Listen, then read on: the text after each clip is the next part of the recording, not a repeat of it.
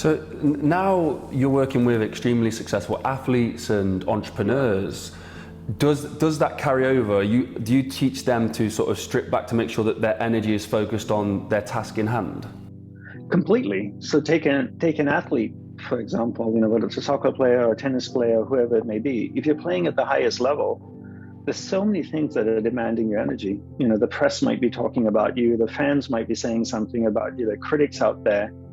And if you're not careful, your energy could be directed to all of those things. Oh, I can't believe, the Guardian said that about me. I can't believe the Times said that about me. How could they, This is just so not true what they tweeted about me. I never said that. And before you know it, you're engaged in 20 different things or 30 different things that really don't deserve your attention and your energy, when your energy could be redirected and funneled towards what it is you want to accomplish. But if you look at most people, where's our energy going? All over the place. We're like a garden hose that we just swing around like a wild person. Have you ever turned the garden hose on, turned the tap on, and let the garden hose sit on the grass? It's like a snake, right? It's just like it's going all over the place. Nothing gets watered. But if you can actually grab the hose and point it at a plant, the plant gets sufficient energy, sufficient water for it to grow. Energy works the same way too. And that's why learning to focus is so critical and something that I always talk about. Because at the end of the day, if you can't focus, then you can't focus your energy. And if you can't focus your energy, nothing grows. And people's energy is going all over the place and nothing ever manifests in people's lives. And then they wonder why, the whole visualization, law of attraction thing doesn't work. Well, you can't bloody focus. That's why it doesn't work. Yeah, I love it. So just going from energy, let's move over to focus. Obviously, you've had an extremely successful TEDx talk with focus. You've got a book coming out later next year, and it's all based around focus. Concentrate. For me, what does it mean when you say focus? So I define focus as my ability to keep my awareness on one thing or one person or whoever I'm engaged with for an extended period of time. So if I can keep my awareness on you and not let it go to the left, to the right, to somewhere else, I'm being focused. So that's how I define being focused. And it's really important, for all the people listening, that to define words, because people use words in today's world just so indiscriminately. I'll give you an example. People say things like, when I walk my dog every evening, that's my meditation. Cooking is my meditation. And then another person is sitting down cross-legged, spine straight, breathing, regulating his breath, eyes closed. That's my meditation. So I'm very confused. What is meditation? Is it walking your dog? Is it cooking? Is it sitting down cross-legged? Is this a podcast or is this an interview or are we jogging right now? This is my jogging, Jordan. This is for me, this is jogging. Is that the right use of the word? Not at all, no. Yeah, so people just, say all kinds of crazy stuff.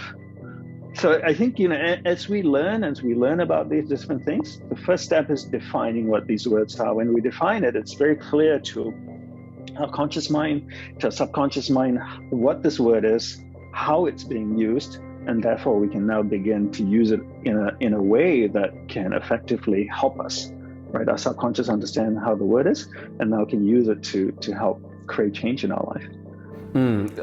Just talking of 3 areas of the mind, subconscious, conscious, and superconscious, is that right?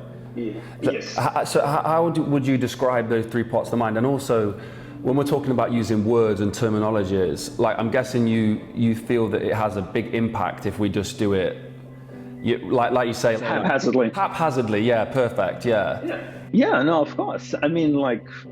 So in the case of the meditation, what have you heard people say? Oh, when I walk, that's my meditation. Yeah, I've heard people use loads of different things as say it's their meditation, yeah.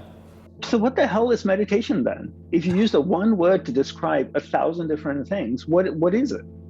Right? If you actually go and look up, the Oxford or Webster's definition of the word,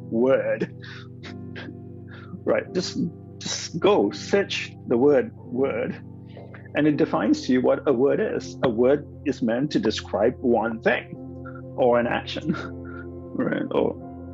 So to the three states of mind, you have the conscious mind, the subconscious, and the superconscious. The conscious mind is the external mind. It's tied to the world around us. It's tied to our five senses. When we talk, when we drive, when we interact with the outside world, we're functioning. Awareness, that ball of light, is functioning in the conscious mind. The subconscious mind, you could say, is like a hard drive. It's a memory bank. It's a memory card. It stores every experience we've ever had in our life, whether we're conscious of it or not conscious of it. It's stored in our subconscious.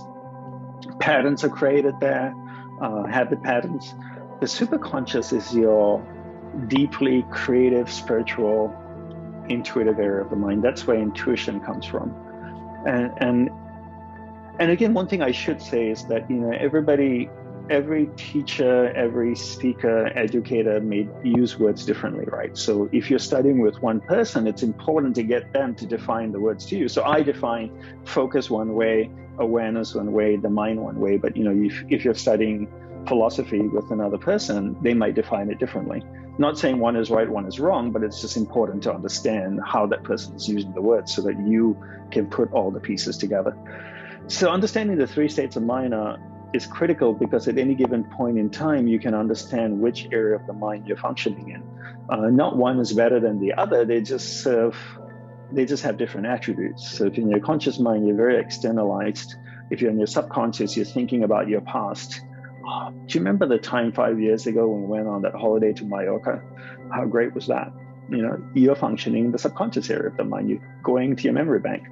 If you're doing something highly creative, creating music or art, or you have an intuitive flash insight into something, it's coming from the superconscious area of the mind. Is there a reach to get to the superconscious? Should we be striving to get to that, or does it not really matter? It's just the definitions. Depending, again, what do you want in life, right? And that's why for me, it's always important to define first the goal. What do you want in life, right? Once you know what you want in life, then you know what tools you want, which area of the mind you need to function in order to get there.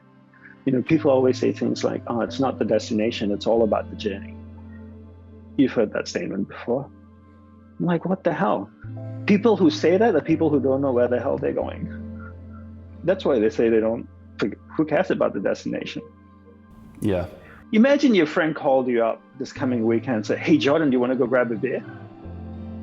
And you say, "Great, let's do it." And your friend says, "Okay, I'll see you at 8. And he hangs up. Is it going to be a problem for you? Yeah, I want to know where it is, yeah. Yeah, because there's a million bars in London. Yeah. Right? So where are you going to be? The destination is important. Mm-hmm. Then the destination defines your journey. Whether you take the tube, you walk, you crawl, whatever it may be, But you need to know the destination, and that helps you define all the other pieces that come after that.